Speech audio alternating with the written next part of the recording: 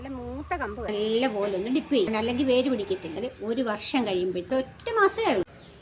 Hello dears, vlogs by ഹസി എന്ന എൻ്റെ YouTube ചാനലിലേക്ക് എല്ലാവർക്കും സ്വാഗതം.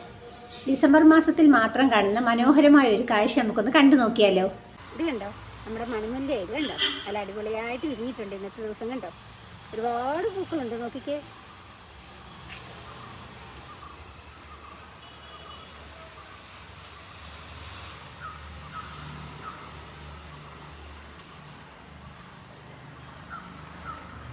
അപ്പം നമുക്ക് ഈ മണിമുല്ലയുടെ തൈ എങ്ങനെ ഉണ്ടാക്കുന്നതെന്നൊന്ന് നോക്കിയാലോ. കണ്ടോ, ഇതിൻ്റെ നല്ല ഇതുപോലുള്ള നല്ല മൂത്ത കമ്പ് വേണം. കണ്ടോ, നല്ല മൂത്ത കമ്പ് ഇതുപോലെ ചെറിയൊരു കമ്പ് ഒടിച്ചെടുക്കണം. കണ്ടോ, ഈ കമ്പാണ് നമ്മൾ കുത്തി വെച്ച് കത്തിക്കാൻ പോകുന്നത്. നോക്കാം. അപ്പോൾ നമുക്ക് മണിമുല്ലയുടെ കമ്പൊന്ന് നട്ടുപിടിപ്പിച്ച് നോക്കിയാലോ. എങ്ങനെയാണ് നടുന്നതെന്ന് കാണിക്കാവേ. ഓക്കെ, ഈ കമ്പിൻ്റെ അറ്റത്ത് നമ്മൾ പിച്ചാത്തി എടുത്തിട്ടോ ബ്ലേഡ് കൊണ്ടോ വല്ല നന്നായിട്ട് ചിരണ്ടി അതിൻ്റെ ആ തൊലിയും കളയണം. എന്നിട്ട് അങ്ങ് വൈറ്റ് കളർ ആവുമല്ലോ. അങ്ങനെ തൊലി കളഞ്ഞിട്ട് ഇതുപോലെ കണ്ടോ, ഇങ്ങനെ തൊലി കളഞ്ഞെടുത്തിട്ട് പിന്നെ എന്താ ചെയ്യേണ്ടതെന്നറിയോ.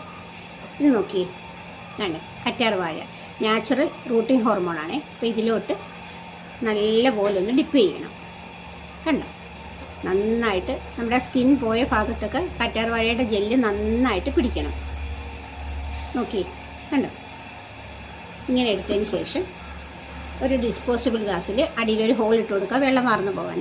എന്നിട്ട് നമ്മുടെ സാധാരണ മണ്ണ്, കരിയിലൊക്കെ കിടന്ന് പൊടിഞ്ഞ് മേൽമണ്ണുണ്ടല്ലോ, ആ മേൽമണ്ണ് നിറയ്ക്കണം. വളം ഒന്നും കാണരുത് ഇതിനകത്ത്, മേൽമണ്ണ്, അല്ലെങ്കിൽ വേര് പിടിക്കത്തില്ല. നന്നായിട്ട് നിറച്ചിട്ട് അതിൽ വേറൊരു കമ്പെടുത്ത് ഒരു ഹോൾ ഉണ്ടാക്കണം. നമ്മൾ കുത്തിവെക്കാൻ ഉപയോഗിക്കുന്ന കമ്പ് കൊണ്ട് ഹോൾ ഉണ്ടാക്കരുത്. വേറൊരു കമ്പെടുത്തിട്ട് നല്ലൊരു ഹോൾ ഉണ്ടാക്കണം. നോക്കി, കണ്ടോ, നല്ലൊരു ഹോൾ ഉണ്ടാക്കിയിട്ട് നമ്മുടെ കമ്പെടുത്തിട്ട് ഇതിലേക്കങ്ങ് കുത്തിവെക്കണം. വെച്ചിട്ട് മണ്ണ് നന്നായിട്ട് ഉറപ്പിക്കണം, നല്ല പോലെ ഉറപ്പിക്കണം. കാരണം ഒരു കാറ്റ് വന്നാലും ഒന്നും ഈ ചെടിയുടെ തണ്ട് അനങ്ങരുത്. നോക്കി, നന്നായിട്ട് ഉറപ്പിച്ച് വെക്കണം. എന്നിട്ട് കുറച്ച് വെള്ളം ഒഴിച്ചു കൊടുക്കുക, കുറച്ച് മാത്രം വെള്ളം ഒഴിച്ചു കൊടുക്കണം. കണ്ടോ.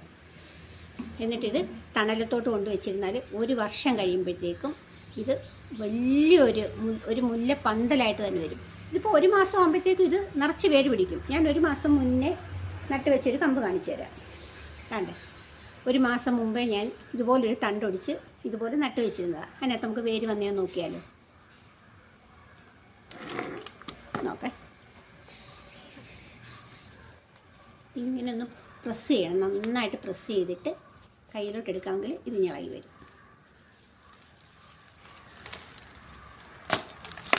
നോക്കി,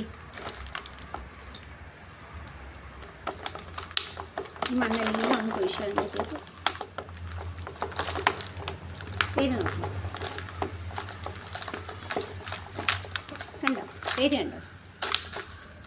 ഓക്കെ, നിറച്ചും വേര് വന്നിട്ടുണ്ട്. ഒരൊറ്റ മാസമേ ഉള്ളൂ. ഇത്രയും വേര് വരാൻ ഒരു മാസം മതി. ഇതൊന്ന് പിടിച്ച് കിട്ടി വളർന്ന് വന്നാൽ പെട്ടെന്നായിരിക്കും ഇതിൻ്റെ വളർച്ച. അടുത്ത ഡിസംബർ ആകുമ്പോഴത്തേക്കും നിറച്ചൊരു മുല്ലപ്പന്തലായിരിക്കും. അപ്പോൾ അത് നമുക്ക് പല രീതിയിൽ ഒരു ക്രീപ്പറില്ലേ, പല രീതിയിലും നമുക്കിതിനെ കയറ്റിവിടാം. ഒരു കമ്പിയൊക്കെ കൊണ്ട് ആർച്ച് ഉണ്ടാക്കിയിട്ടാണെങ്കിലും അതിനകത്ത് പടത്തിയാലും നല്ല ഭംഗിയായിരിക്കും. എങ്ങനെ വേണമെങ്കിലും ഇത് നമുക്ക് സെറ്റ് ചെയ്യാം.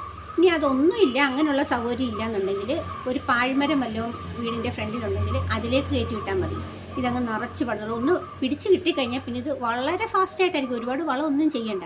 അതുപോലെ ഒത്തിരി പൂക്കാനും വേണ്ടി ഒരുപാട് വളം ചെയ്യണം. നല്ല വെയിൽ കിട്ടുന്ന സമയമാകുമ്പോഴത്തേക്കും ഇത് ഒന്നും ചെയ്തില്ലെങ്കിലും പൂത്തോളൂ.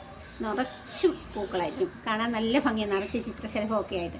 അപ്പം കിട്ടുന്നവരുണ്ടെങ്കിൽ, ഇതിൻ്റെ കമ്പ് കിട്ടുവാണെന്നുണ്ടെങ്കിൽ എല്ലാവരും ഇതുപോലൊന്ന് ചെയ്ത് നോക്കുക. കണ്ടോ, നമുക്ക് വേര് കണ്ടോ. എല്ലാവരും ഇതുപോലൊന്ന് ചെയ്ത് നോക്കുക കേട്ടോ.